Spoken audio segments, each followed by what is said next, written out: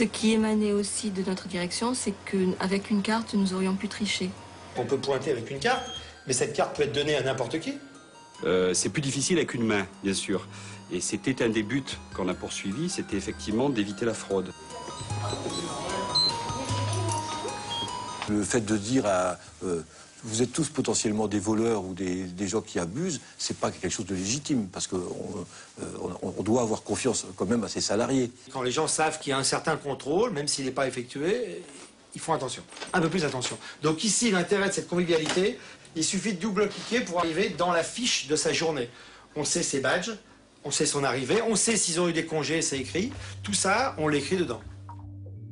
On veut tout surveiller d'un salarié, on veut surveiller à la fois ses comportements. Et donc effectivement, on est soupçonneux vis-à-vis de lui, on lui fait pas confiance. Quelqu'un qui arrivera à 8h tous les jours pour commencer à 8h30, au bout d'un moment, on peut lui poser la question, pourquoi vous arrivez une demi-heure en avance tous les jours? Peut-être qu'on peut aller jeter un œil sur le téléphone, voir si la personne ne va pas utiliser le téléphone, le titre personnel. Non mais, voilà, il y a des raisons. Certains employeurs imaginent qu'on peut normer les salariés. Le problème, c'est qu'un homme, une femme, c'est pas une machine. Il a ses goûts, sa façon de voir la vie, les choses et son travail. Et les normes ne peuvent pas, sans provoquer de vrais dégâts psychologiques, imposer à une personne de nier sa personnalité. Toutes ces techniques modernes tendent à fortifier, à donner tous les arguments de la modernité à cette instance de surveillance.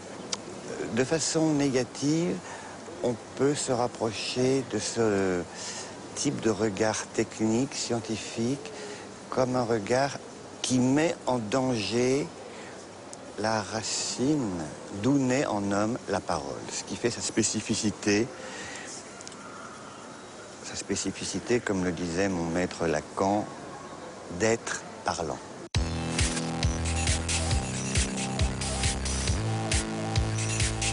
Genetics. What can it mean? The ability to perfect the physical and mental characteristics of every unborn child. Il y a un premier danger lié à la biométrie, c'est que les éléments biométriques ne sont pas révocables. C'est-à-dire en sécurité informatique, on ne peut pas changer d'empreinte digitale ou changer d'empreinte rétinienne comme on peut changer un mot de passe. 3, 2, 1...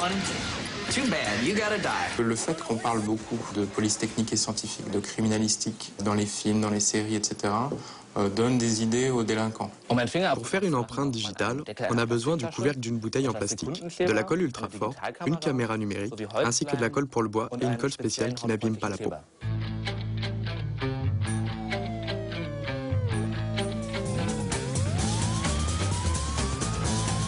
Il y a eu des exemples depuis des années avec des espèces de doigts en caoutchouc, etc., qui tiennent plus lieu du côté ludique de la chose, à mon sens, même si c'était des attaques avérées.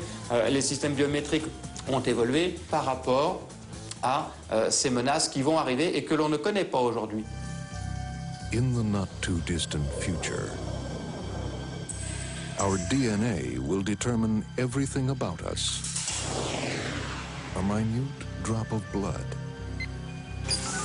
saliva, or a single hair determines where you can work, what you're capable of achieving. L'ADN, il faudrait qu'on puisse le comparer rapidement, en quelques dixièmes de seconde. En l'état actuel, la technologie n'existe pas. In a society where success is determined by science. Mais on peut très bien imaginer qu'avec des puces ADN conçues pour ça, on fasse ce genre de mesures biométriques. L'ADN, on laisse des traces ADN dans des pots qu'on abandonne. Et donc, si jamais on devait envisager l'ADN, il faudrait que ce soit utilisé d'une façon bien particulière. But in a place where any cell from any part of your body can betray you, how do you hide? When we all shed 500 million cells a day.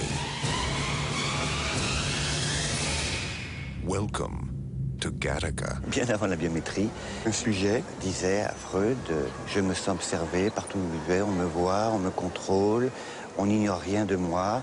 Et donc déjà l'esprit est préparé à rencontrer cette surveillance qui aujourd'hui s'incarne dans la réalité.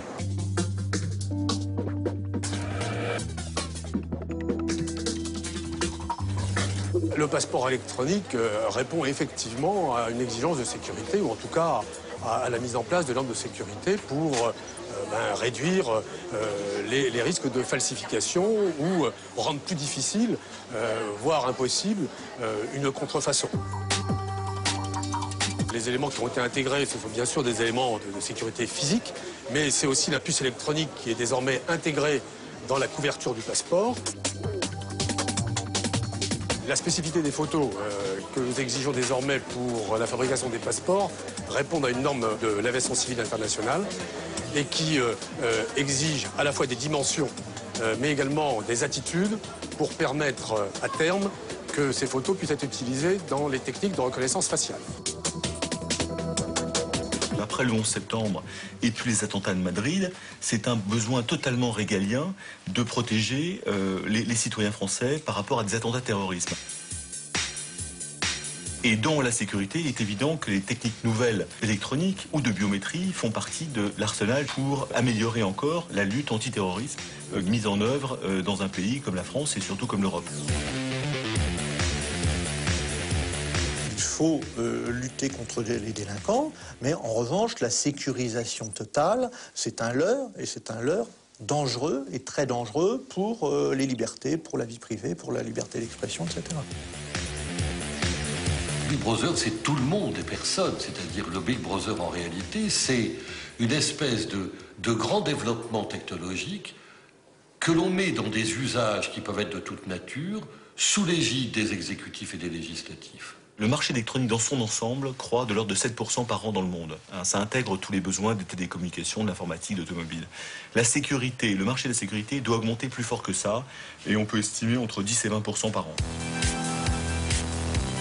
Nous avons une espèce de patrimoine commun tous ensemble, qui est forgé comment? Eh bien, par notre identité à tous, par nos droits fondamentaux à la protection des données inhérentes à notre personne.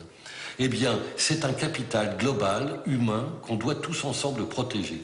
Quand les technologies dont nous parlons seront allées trop loin et qu'elles auront entamé ce capital, on ne pourra plus le reconstituer.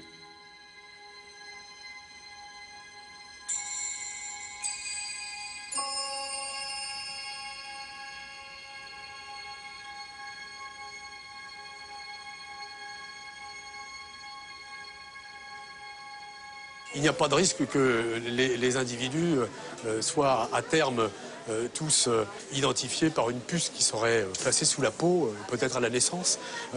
Tout ça relève un peu de la science-fiction.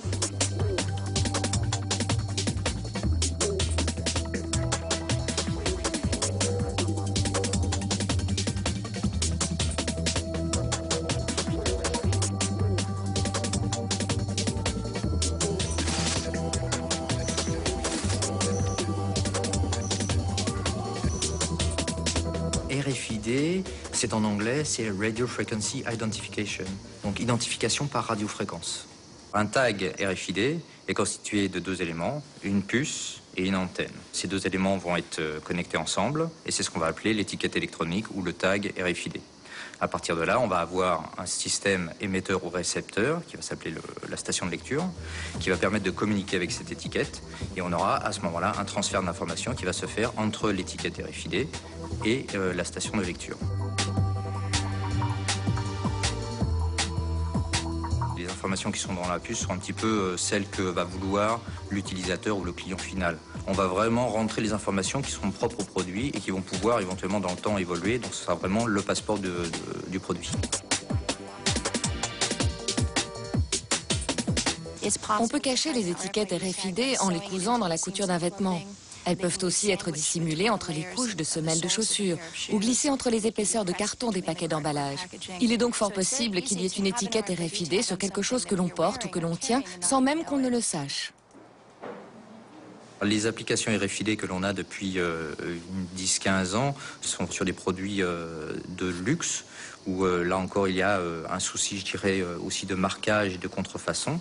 Le secteur hospitalier également a été une très forte demande. Et puis les grands secteurs comme le courrier, le tri postal, l'industrie du bagage. Le gros avantage de la technologie RFID, c'est qu'elle permet de stocker et de transférer des quantités d'informations beaucoup plus importantes que les étiquettes classiques, que ce soit des étiquettes code-barre ou des étiquettes imprimables. Donc pour nous, c'est tout à fait intéressant de pouvoir embarquer de l'information sous forme numérisée, de la faire voyager avec l'échantillon, de pouvoir l'échanger avec d'autres banques.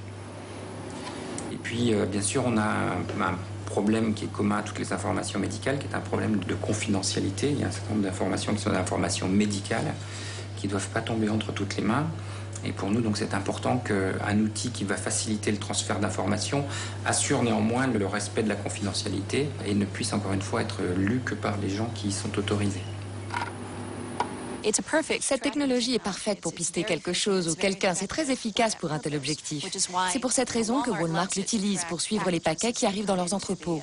Mais cela donne aussi aux compagnies la possibilité de suivre à la trace leurs clients. L'étiquette RFID peut se lire sans être vue. Plusieurs étiquettes RFID peuvent être lues en même temps, contrario au code à barre. Ce qui veut dire qu'on va avoir là une possibilité de lire toutes ces informations très rapidement sans voir l'étiquette RFID.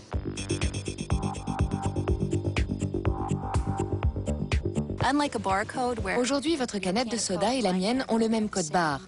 Avec les étiquettes RFID, chaque canette aura son numéro individuel et unique. Pas un objet sur Terre n'aura le même numéro. Quand j'achète une paire de chaussures, on peut savoir que l'article 308-247 correspond à la chaussure droite de Catherine Albrecht, car elle l'a payée avec sa carte de crédit à telle date et à tel endroit.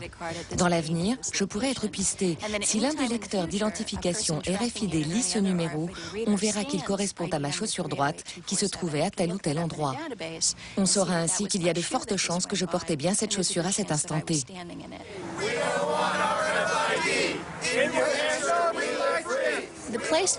Nous avons limité l'utilisation de la RFID concernant l'étiquetage des marchandises. Nous la refusons. On ne doit pas pouvoir mettre des étiquettes sur des marchandises que les gens achètent, portent, louent ou utilisent de quelque manière que ce soit. Cela risquerait de poser de sérieux problèmes. Le problème, c'est la possibilité, effectivement, de doter des personnes de puces, je l'espère avec leur consentement. Et à ce moment-là, le problème qui se pose, c'est effectivement de savoir si nos concitoyens pensent qu'il est justifié, j'ai vu qu'en Espagne, par exemple, ça se faisait, de se faire implanter par une seringue une puce RFID pour entrer dans un club, un établissement quelconque.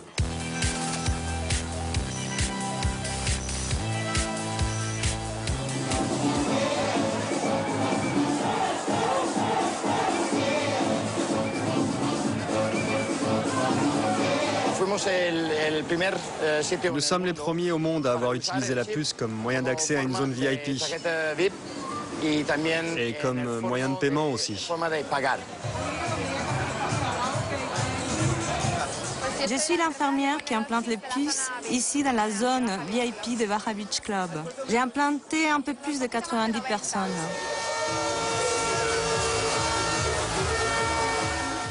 Ils te mettent la seringue comme ça et ça fait un plip. On le voit, c'est comme un petit grain de riz blanc qui rentre sous la peau. Elle se place sous la peau et ne touche donc aucun muscle ni aucun organe vital, c'est sans risque. Là, il y a une sorte de piston. Une fois que l'aiguille est enfoncée sous la peau, on appuie sur le piston qui, grâce à un dispositif de sécurité, place la puce sous la peau de manière à ce qu'elle ne puisse pas remonter. On n'a pas besoin d'amener d'argent, de présenter de carte d'identité, ni quoi que ce soit, puisqu'il t'identifie avec le lecteur. C'est plutôt pratique. Les données contenues sur la puce, je crois que c'est mon nom, un numéro de contact, mais ça, j'en suis pas sûre. Et le seul qui me reste. C'est comme un tatouage invisible. Les gens me disent qu'ils ne s'implanteraient pas une puce, mais moi, je suis sûre qu'un jour, ils en auront tous une sous la peau.